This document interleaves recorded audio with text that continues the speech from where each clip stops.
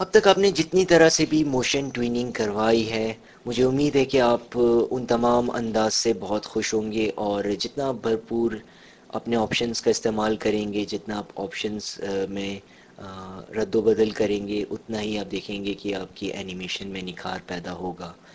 लेकिन ये जो ऑप्शन मैं आपको बताने जा रहा हूँ, ये ज़रूर आपको हैरत में डाल देगा। और ये ऑप्शन कहलाता है मोशन गाइड। मोशन गाइड इसके बगैर समझ लें अधूरी है। पहले मैं इसकी ज़रा तारीफ़ कर दूं कि मोशन गाइड होती क्या है। मोशन गाइड आप समझ लें कि आपकी जितनी भी मोशन मूवी के अंदर होगी, जितनी भी एनिमेशन होगी, एक गाइड पर चलेगी। मतलब ऑब्जेक्ट को आप जो भी हरकत करवाएंगे, वो एक रहनुमा ख़त के ऊपर मुतय्यन होगी, एक रास्ते पर चलते हुए वो एनिमेशन होगी। अमली तौर पर मैं आपको करके बताता हूँ। मोशन गाइड करवाने के लिए, मोशन ट्विन करवाने के लिए मुझे कहना चाहिए, एक मोशन गाइड लेयर ऐड करवाना ज़रूरी है और वो मैं न्यू लेयर के बिल्कुल बराबर से ऐड करवाऊँगा। ये बटन जो यहाँ पे दिया हुआ है, ये जो ऑप्शन दिया हुआ है, इसको मैं जैसे ही क्लिक करूँगा तो आप देखेंगे कि एक नई लेयर ऐड हो गई है। ये मेरी गाइड लेयर है और इसके ऊपर आप देख रहे हैं कि इस लेयर का निशान भी अलग है। आप देख रहे हैं काफ़ी नुक्ते एक दायरे के अंदाज में हैं और नीचे एक गोल दायरा खिंचा हुआ है। ये मुझे बता रहा है कि ये एक गाइड लेयर है और नीचे की जो लेयर है ये भी इसकी ज़ेर तहत आ गई है। हकीकत में इस स्नोबॉल लेयर पे मैं जो भी एनिमेशन करवाऊँगा वो इस गाइड से मुंसलिक होगी। आइए मैं आपको अमली तौर पर करके बताता हूँ। इस गाइड लेयर पर आकर मैं एक पहाड़ की ढलवान दे देता हूँ ताकि ये स्नोबॉल जो है इसी के ऊपर चलते हुए नीचे उतरे। ये एक और नीचे उतरा और ये पहाड़ का मैंने इसको एक दे दिया। दोबारा से अगर मैं इसको बना लेता हूँ, मुझे लग रहा है कि ये इतना उम्दा नहीं बना है। दोबारा से एक गोला, ये कुछ बेहतर बना है। अच्छा, अब मैं जाता हूँ और जाकर अपने स्नो बॉल को उठाकर रख देता हूँ। ये इस वक्त क्योंकि स्नैपिंग चल रही है, मैं जाकर अपनी ये जो गाइड लेयर है इसको लॉक कर देता हूँ। अब इसको मैं इसके बिल्कुल को एक सिरे पर लेकर आ गया। फ्रेम 25 पर जाकर एक की फ्रेम इंसर्ट करवा देता हूँ। जैसे ये की फ्रेम इंसर्ट मैं करवाऊँगा तो आप देखेंगे कि यहाँ पर अ, जो गाइड लेयर मैंने खींची थी वो वाज़ेह नहीं है, वो नमूदार नहीं हो रही है। इस वजह से नहीं हो रही है क्योंकि मैं फ्रेम 25 पर हूँ और वो जो गाइड लेयर मैंने ऐड करवाई थी वो फ्रेम 1 पर था। 25 फ्रेम पर आकर मैं एक फ्रेम इंसर्ट करवा देता हूँ F5 की मदद से। जैसे ही मैंने ये इंसर्ट करवाया तो आप देख रहे हैं कि जो गाइड मैंने खींचा था, जो रहनुमा ख़त मैंने खींचा था, वो अब वाज़ेह नज़र आ रहा है। दोबारा से मैं यहाँ पर आ गया। फ्रेम 25 पर आने के बाद मैं स्नोबॉल को उठाकर इसके बिल्कुल सिरे पर रख दूँगा। अच्छा, उठाने के दौरान आप देख रहे हैं कि ये स्नैपिंग कर रहा है क्योंकि इस वक्त स्नैप टू ऑब्जेक्ट जो मेरा मैग्नेट एक जो टूल है वो इस वक्त एनेबल हुआ हुआ है, सेलेक्ट किया हुआ है मैंने उसको। सिरे पर मैं इसको ले आया और अब अगर मैं अपनी एनिमेशन को टेस्ट करूं तो आप देख रहे हैं कि एक बहुत खूबसूरत अंदाज में ये दायरा, ये जो बर्फ़ का गोला है, ये पहाड़ की ढलवान से नीचे उतरता हुआ आ गया। अच्छा, एक चीज़ आप ज़रूर ये सोच रहे होंगे कि ये जो गाइड बना हुआ है, ये अगर आप फाइल को इस मौके पर सेव करवा लें और फिर जब आप अपनी मूवी देखें तो क्या ये नज़र आएगा?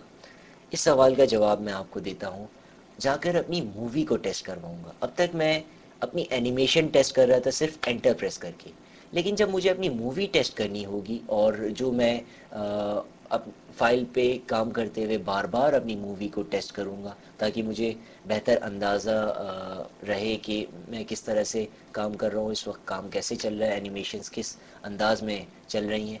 इसके लिए मैं जाऊँगा कंट्रोल में। कंट्रोल में ऑप्शन दिया हुआ है टेस्ट मूवी, जिसकी कीबोर्ड शॉर्टकट की कंट्रोल एंटर है। इसको अगर मैं क्लिक करता हूँ तो आप देख रहे हैं कि यहाँ पर एनिमेशन जो मैंने अब तक की हुई है ये दिखा रहा है और ये बार बार इसलिए चल रहा है क्योंकि मैंने लूप करवाया हुआ है इसको। अगर मैं इसका लूप हटा देता हूँ तो देखेंगे एक दफ़ा चल के रुक जाएगा। खैर, दोबारा से मैं अपने स्टेज पर वापस आ जाता हूँ। अब और ऑप्शंस के ज़रिए मैं इसके अंदर और निखार पैदा करूँगा, इसको हकीकत से और करीब कर दूँगा।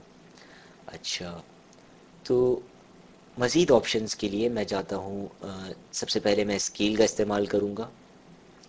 स्केल के लिए मैं ये करता हूँ कि बिल्कुल शुरू में चला, आखिरी में चला गया मैं, आखिरी फ्रेम पर, और यहाँ पर आकर इसको काफ़ी बड़ा कर दिया। इतना बड़ा मैंने कर दिया। अब अगर मैं इसको टेस्ट करूँ, ये देखिए शुरू में ये बिल्कुल छोटा रहा, लेकिन बीच में आते आते आते ये यहाँ पर बड़ा हो गया। अच्छा, अगर कंट्रोल जेड से मैं दोबारा इसको उसी हालत में ले आऊँ, एक और ऑप्शन मेरे पास दिया हुआ है ईजिंग का।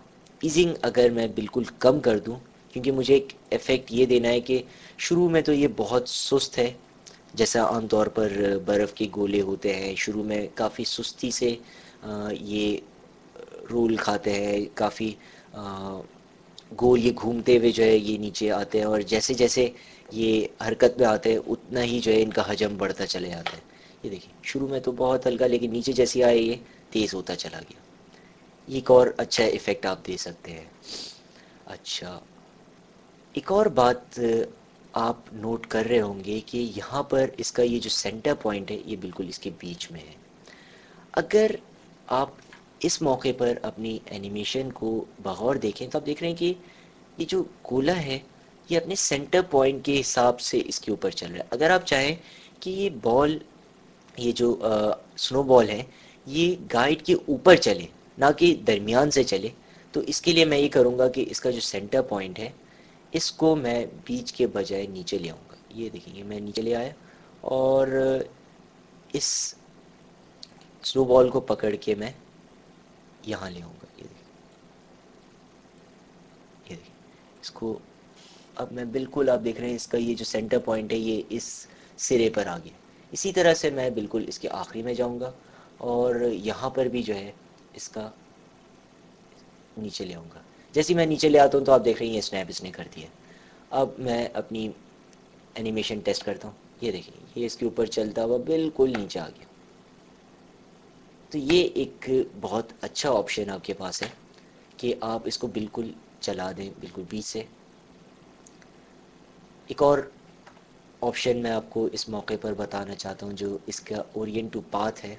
ओरिएंट टू पाथ में ये होता है कि ये इस वक्त सेलेक्ट भी हुआ हुआ है। अगर मैं ओरिएंट टू पाथ हटा दूँ, और अब अगर आपको मैं बताऊँ, देख रहे हैं कि ये चल तो रहा है, लेकिन ओरिएंट टू पाथ का जो असल में काम है वो इस पाथ को जो आपने खींची हुई है, जो आपने एक मुतय्यन रास्ता किया हुआ है, इसके बिल्कुल साथ साथ इसके बिल्कुल लग कर चलेगा, ना ज़रा सा इधर होगा ना ज़रा उधर होगा, ओरिएंट हो जाएगा, बिल्कुल उसी रास्ते पर मुतय्यन चलेगा।